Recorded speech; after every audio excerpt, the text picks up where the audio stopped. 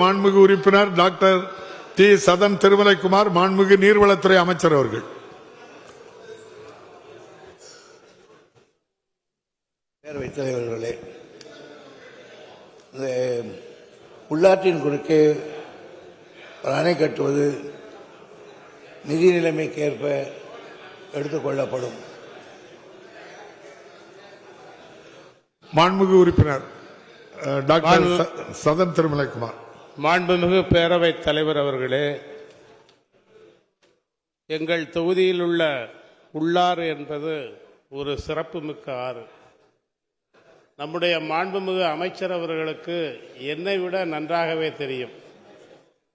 அதனுடைய பூகோளத்தை பற்றி அவர்கள் விரிவாக அறிவார்கள். அந்த ஆறு மேற்கு தொடர்ச்சி மலையில் கடல் மட்டத்திலிருந்து சுமார் 5000 அடி உயரத்திலிருந்து உருவாகி வருகிற ஆறு. அது தீர்த்தப்பாறை ஆறு, கள்ளிமலை ஆறு, முல்லைப்பெரியார் ஆறின் ஒரு சிறு பிரிவான பெரியார் ஆறு போன்ற ஆறுகள் இணைந்து பாலையாறு என்று உருவாகி அந்த பாலையாற்றின் கடைசியில் உள்ளாறு என்று உருவாகி ஓடிக்கொண்டிருக்கின்றது. அந்த ஆறு ராசிங்கப்பேரி என்ற பெரிய குளத்தில் உள்ள 24 கண்மாய்களுக்கும், குலசேகரப்பேரி என்ற குளத்தில் உள்ள 16 கண்மாய்களுக்கும் நீர் வழங்கிக் கொண்டிருக்கின்றது. மழை காலங்களில் அதிவேக வெள்ளத்தால், அந்த நீர் வருகின்ற அதிவேக வெள்ளத்தால் குளக்கரைகள் பாதிக்கப்படுவதோடு விளைநிலங்களும் பாதிக்கப்படுகின்றன. டாக்டர், நீங்க இந்த கேள்வியை சுருக்கமா கேட்டா அமைச்சர் முடிஞ்சிருச்சு. நீங்க இதுக்கு இவ்வளவு நேரம் அதுக்கு விளக்கம் அமைச்சர் சொன்ன உடனே தெரியும்.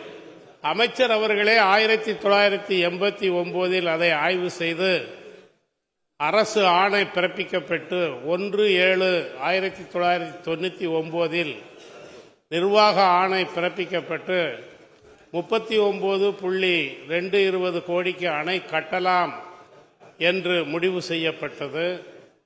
ஆகவே அதை இப்போது அந்த அணை கட்டுவதற்கு அரசு முன்வர வேண்டும் என்று தங்கள் வாயிலாக கேட்டுக்கொள்கிறேன். மாண்புமிகு அமைச்சர் அவர்கள். பேரவைத் தலைவர்களே, மாண்புமிகு உறுப்பினர் அவர்கள் சொன்னதை போல் ஒரு அணை கட்டுவதற்கு அவசியமான இடம் இந்த உள்ளார் அணை. காரணம், கீழே இருக்கிற மக்களுக்கு 2 தொகுதிகளுக்கு குடிநீர் பயிர் பச்சை செய்வதற்கு அந்த அணை தான் தேவைப்படுகிறது. தெற்கு தொடர்ச்சி மலையிலே ஏற்கனவே ஒரு செண்பக ஒரு டேம் கட்டியிருந்தார்கள். அது உடைந்து போய்விட்டது. அதுக்கு கீழே பாலை ஆற்றில் ஒரு அணைக்கட்டு, அந்த அணைக்கட்டில் இருந்தால் மாண்பு உறுப்பினர் சொன்னதை போல் வலது இடது என்று பிரியும். அப்படி பிரிந்தவைகள் குலசேகர ஏரிக்கு வந்து சேரும். எனவே தான் நான் பொதுப்பணி அமைச்சராக 89 பதவியேற்றவுடன் உங்களாலே வைகோ என்று அழைக்கப்படுகிற என் நண்பர் கோபாலசாமியோ நானும் அந்த பகுதியிலே நீண்ட நேரம் சுற்றுப்பிரயாணம் செய்து அந்த இடையெல்லாம் பார்த்தோம். அதற்கு பிறகு பெரிய ஒரு பிரச்சனை என்னவென்று கேட்டால், ஒரு 56.6 ஹெக்டேர் பரப்புள்ள வனம் இடம் தேவை. இந்த வனத்திலிருந்து இடம் வாங்குறது பெரிய கஷ்டம். நான் அப்பவே ஒரு 39 கோடி ரூபாய்க்கு ஒரு திட்டத்தை தீட்டியிருந்தேன்.